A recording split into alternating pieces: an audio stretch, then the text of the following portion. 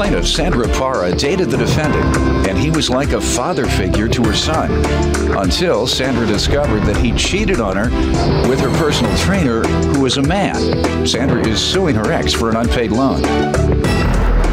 Defendant Henry Seha admits that he and Sandra were intimate, but insists they were never in a committed relationship, so he had every right to have sex with whomever he chose.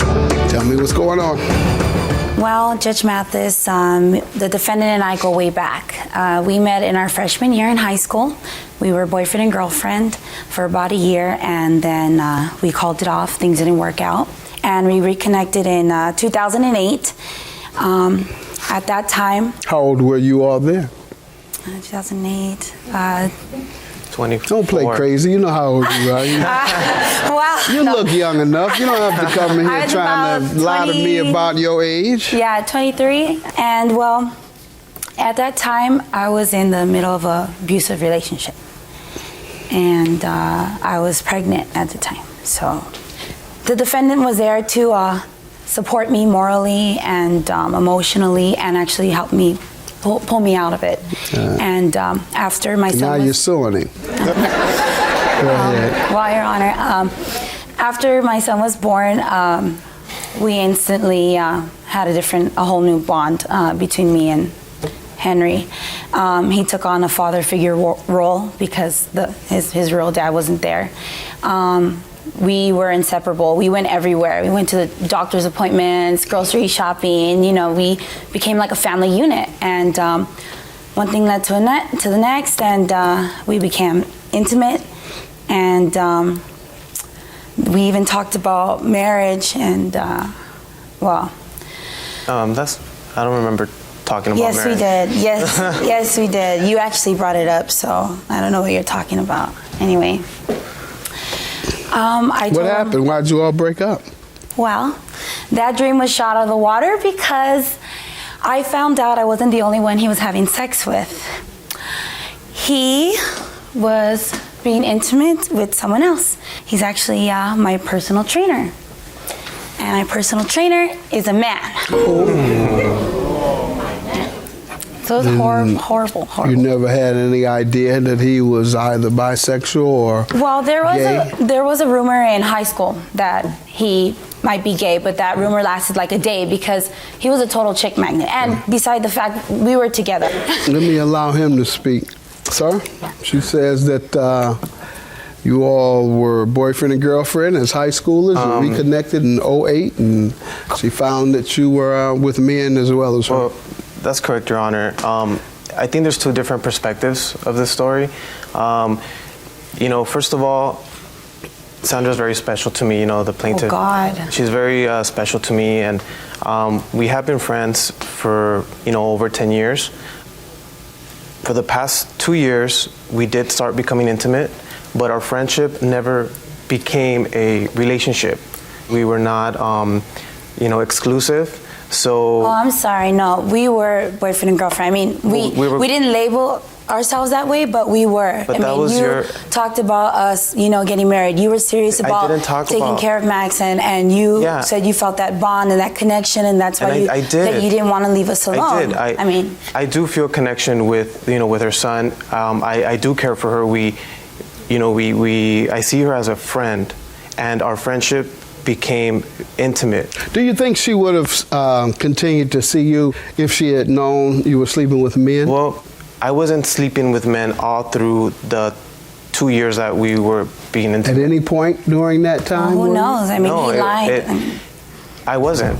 We're going to get to the unpaid loan, but let me say, sir, that is a big point of discussion these days, and perhaps controversy. Right. Men who are bisexual and do not tell the mates. Right. You know, when it comes to men, it's called living down low. And many women would not want a man who has relations with other men.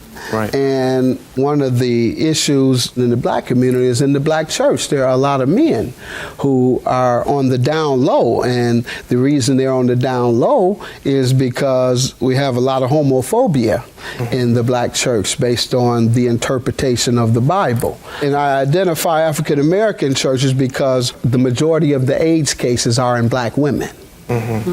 Many say, studies, not just me, empirical data based on interviews and other studies say it's because the men who are gay or down low don't want anyone to know. They have unprotected sex. They've had sex with men who may have infected them. They've had sex with men coming from prison who may have infected them. And so they infect others because they are infected forcibly in prisons. So that's a big concern among women, and in particular black women.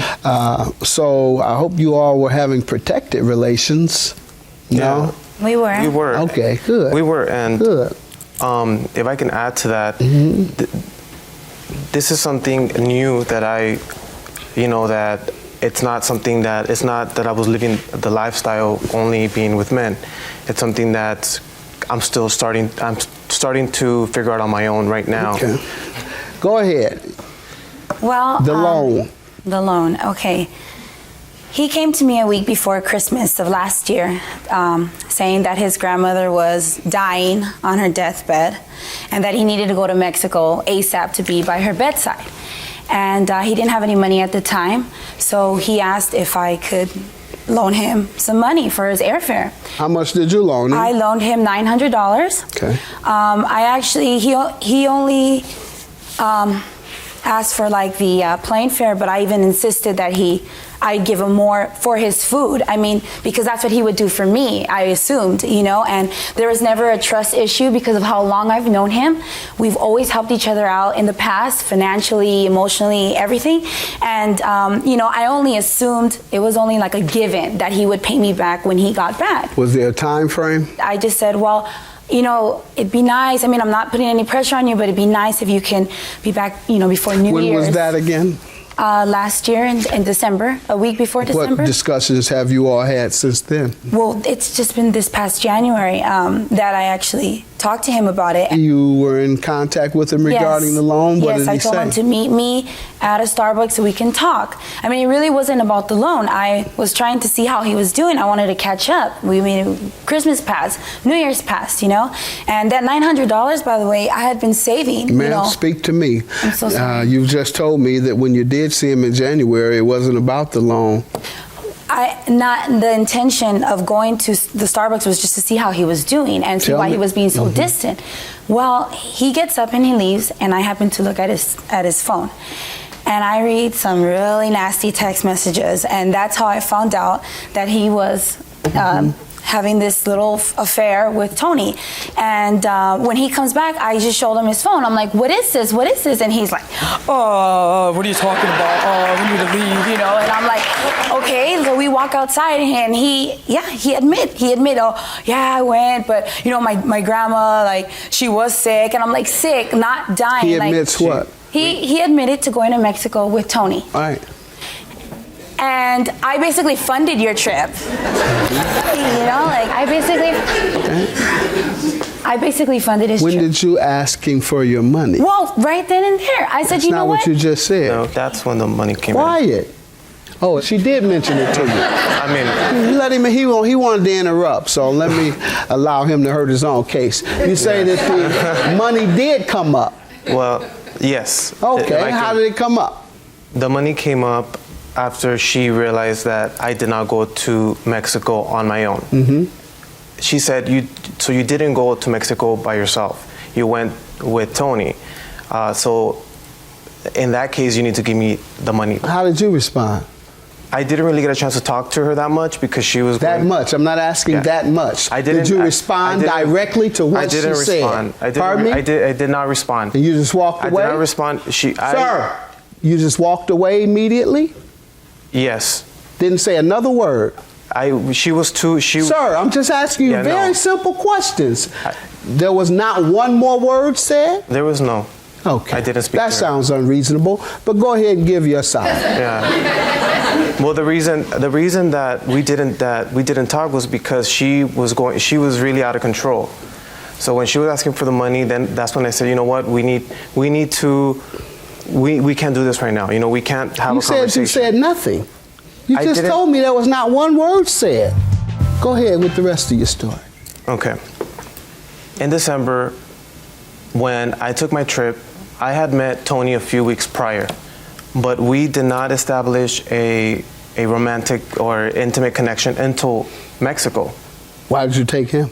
Because he's from the same town as I am, and he had the time off. How many people in town? His family is from the same There's town a lot in of people Mexico. from the as me. same Yeah. town, sir. Right. You couldn't go? Right? I would have liked to gone to Mexico She and wasn't meet your available to family. go? I think She wasn't available to go. Okay, good enough. All right. stay at home. Did you tell her you were taking the other gentleman? No, I didn't. Why not? I didn't think she needed to know that. Oh, okay.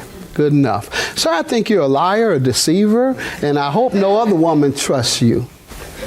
Judgment for the plaintiff. I believe nothing you say. Have a good day. $900. Thank you, Your Honor. I'm glad that the judge sees exactly what I see, you know, that you're a liar. Honestly, like, it's not about the money. It's really not about the money. Like, my feelings are hurt more than anything, and you can't put a value on that. I didn't lie to you. I didn't go with him. But together. not saying anything is just as bad as lying, honestly.